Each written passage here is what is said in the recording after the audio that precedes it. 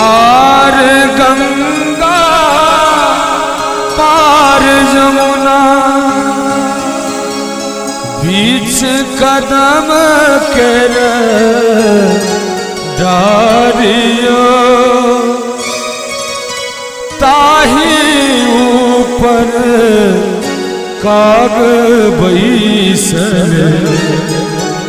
विरह बोल सुनावे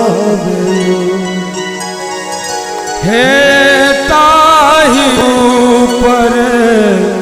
काग बैसल विरह बोल सुनावे सासु है दुख कहब ककरा पुत्र वहाँ के परदेस है पिया बिना